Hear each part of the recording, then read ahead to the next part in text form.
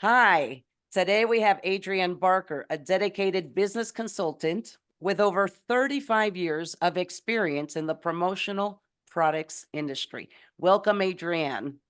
Thank you, Sheila, for having me on the show.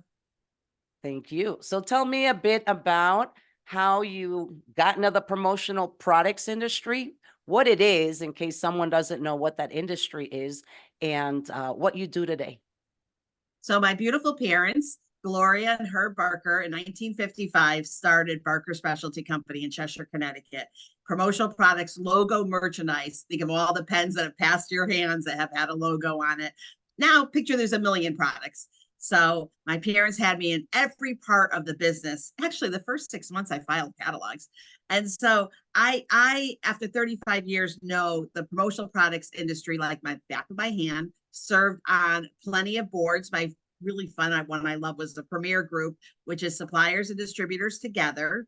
So fantastic group. I'm a PPAI fellow. I've got my lifetime certification with my MAS, as you see at the end of my name, Masters of Advertising Specialists. And all of that combined has really given me, I'm one of the seasoned experts in the promotional products industry, recognized and well known, and let's hope I'm well liked. I think you're well, like that energy. I can just feel it through the podcast, right? Um, so that's from a family business, and you're still continuing, almost like a legacy, right? And I know that's one of different businesses, that you do today.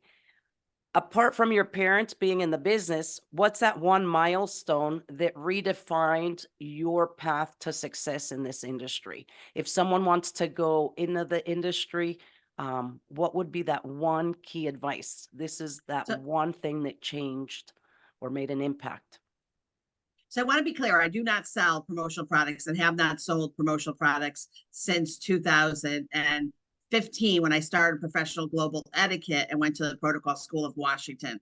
I also I also enjoyed helping suppliers out. So I did a trade show in Dallas one year and loved that. That was pivotal. Just like, wow, I could actually stand and do a booth.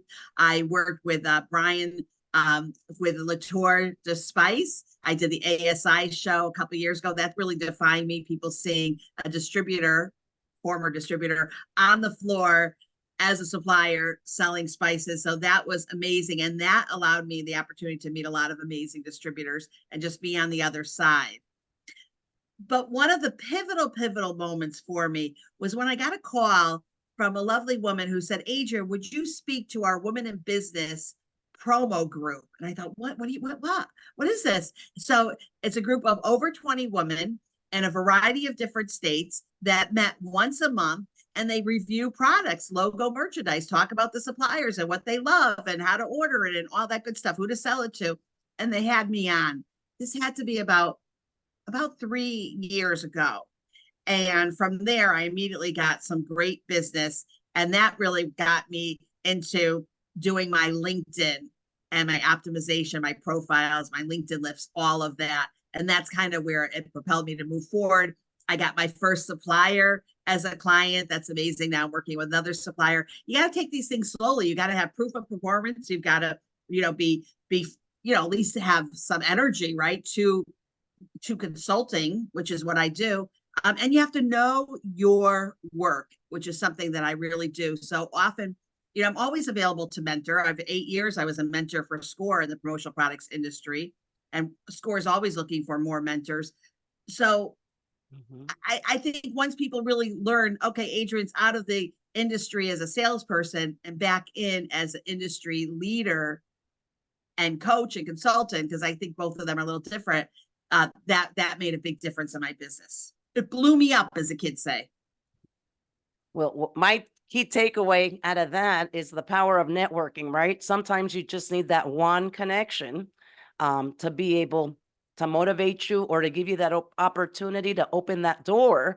And it really is up to you what you want to do with it, right? Do I want to take it? What does that look like? So you tried something new, and this was all a result of your communication skills and the power of networking. I love that you're using LinkedIn and the amplifier program that you had told me about before the show. What does that look like and how does it benefit the promotional products industry?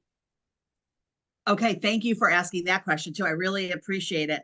We have amazing leaders and thought leaders and speakers in the promotional products industry. And even if you're not, even if you're a smaller distributor and you just want to get business, having a being a guest on a podcast is really a great way. It's great for your social media. It's great to get you a thought leader. It's great for your credibility. I mean, the list can go on and on. So what we do is we get your LinkedIn optimized, looking great, using it for your lead generation. So we're growing it and helping your business. And then on top of that, we book you on podcasts that are relevant, not just inside the PPAI industry. And there's a lot of great industry podcasts, but I want to book you, the suppliers and distributors, on podcasts that are outside the industry so you can really promote that promotional products work and that you can promote yourself, get that content that you want. And that's what I do. So it's called, and it's a very fair price, really, for the promotional products industry. And it's your leads, your LinkedIn, your connections, and getting you on podcasts. And right now I'm excited. I have 4 clients I'm working with and it's going great. So join me. Let's get your name out there. I would love to know. I was on a podcast about a week ago, Gary Helt CPA, and not only was his follow-up seamless, the entire process was seamless, and I have that video, right? But I actually unboxed, I received a personalized gift, and I'm seeing a lot of that personalization. And when I thought, or when I think of promo industry, right, with so many products, it's not just the pin, right? With so many products out there, how can you stand out? How can you use it to your advantage to stand out? Yeah, so Gary knows what he's doing, and it's great. We don't want to say what the gift is, but everyone loves having something that's personalized. So a podcast host using promotional products makes good sense. Well, and it makes you, stay top of mind because I'm going to be using it. It's a useful promotional product.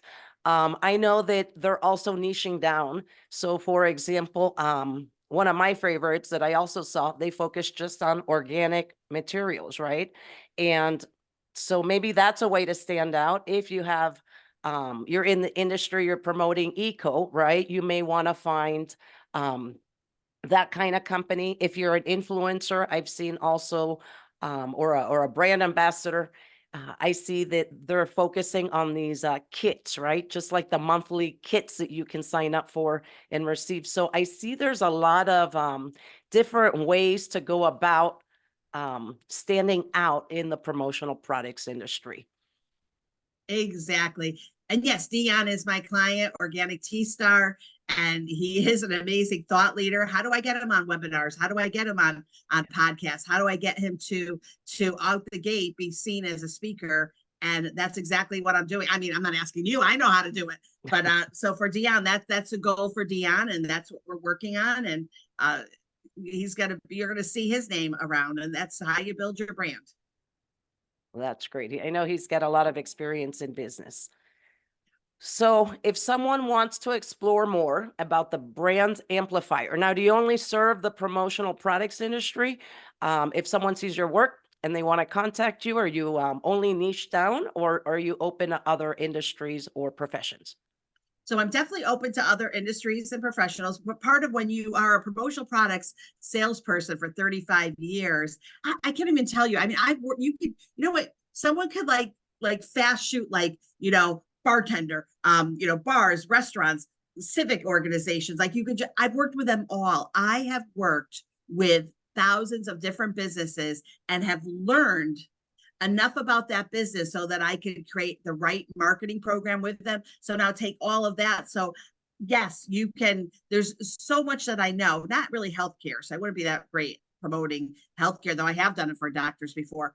But what I'm really good at is companies that need brand amplification. So they have a leader, the president of the company wants to get his name out there, and you don't have to be in the promotional products industry. Let's do this together, but you got to have your LinkedIn looking good, because a lot of hosts and a lot of people look at your LinkedIn. And if your LinkedIn is, 333, followers and you're saying, I'm a thought leader, I'm a speaker, I've appeared on all these shows, then there's a disconnect there, right? It's all about your credibility, as our good friend Mitchell Levy would say. So with that in mind, yes, I'm open, but I love promoting to the promotional products industry. You always have to have a niche that you love to. Well, thank you so much for your time. Before I let you go, what advice would you like to give to our audience? And I'd love to go back to that original point of that milestone, right? Having met someone, having networked, how that opened up doors. With that and all of your experience, what would be that one piece of advice you'd like to leave our audience with? My parents didn't allow me to say I was busy. If I said I'm busy, I got too much on my plate, I would hear, Adrienne, the woman staying at home is busy too. It's all relative. So don't tell people how busy you are, because you may just be turning off your next client. And people honestly don't really care that you're busy. That's good for you. That's exciting. It's a hard word. If you say, oh, I'm so busy, you kind of sound like you're bragging. So we always want to leave our, ego at the door. On the other hand, if I call Sheila, I'm so busy, I can't, I've got so much going on. And then, I called you to see if I could give you some business. Oh, no, I could take business. Okay. That's not clicking to me. I'm not going to do business with you. Have people lost my business because they've said they're too busy? Absolutely. Now, if you want to be super successful, don't ever tell anyone you're busy. Always be open. Always, when you can, answer your phone. Call the person back. Don't be afraid to pick up the phone. Anticipate that your emails are not being read. They're not going through. And so if you're sending something to someone important, call them. And then on every email, every text message, everything you do, you have your phone number there. And that's because I cannot tell you how many people, when they go to complain about a company, it's always, well, I didn't have their cell phone number. I didn't know how to reach them. They never called me back. They were too busy, all of that. So, hey, there it is, all in a nutshell. Don't say you're busy, and make sure that you're available, and give everyone your cell phone or your office number, but don't be afraid to do it. That's a great piece of advice, especially with the generations, going on. We've got the younger generation that doesn't pick up the phone and make that phone call. And we've got the other generations that are all about, that pick up the phone rather than text me. They find that communication too impersonal. So I think being able, to do both in today's day and age is really important. So I really do love that piece of advice. Networking, pick up that phone. Right? You're networking with someone, by the way, you meet someone at an event. Sheila, it's lovely to meet with you. Are you on LinkedIn? And Sheila says yes. And then I say, Sheila, you know what? I want to connect with you. Do you mind if I just press connect and don't send you a personalized invite? Sheila's always going to say, that's fine, Adrienne, I'll remember you. And make sure. So LinkedIn has always been a big Rolodex for me, because you may give me your business card, but I'm not great at it. But LinkedIn is how you can connect. One more thing I just want to say about LinkedIn. If you're reading an article, you love what the author is saying or the writer, reach out to them and thank them on LinkedIn. If you see someone winning an award and wow, that's impressed you, reach out and congratulate them. LinkedIn is amazing. People just think sell, sell, sell. No, I built my LinkedIn and just supporting other people. I love it. So the third one was support other people, which is also relationship building.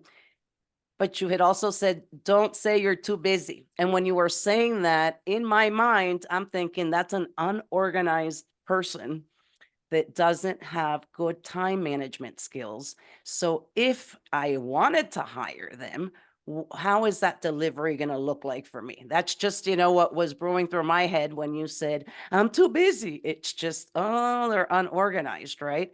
Because someone that is too busy needs to also rethink about how they're delegating some of those tasks that are not allowing them to be open for more clients. So Adrienne, thank you so much for being here today. What is the best way for my audience to reach you? Thank you, Sheila. Thank you for hosting me, and thank you to your audience for listening. And ready, everyone? I'm shouting it off the rooftop. 386-631-5885. 4577. Call me, test me, try me. You'll see. I answer the phone. Thank you so much. Thank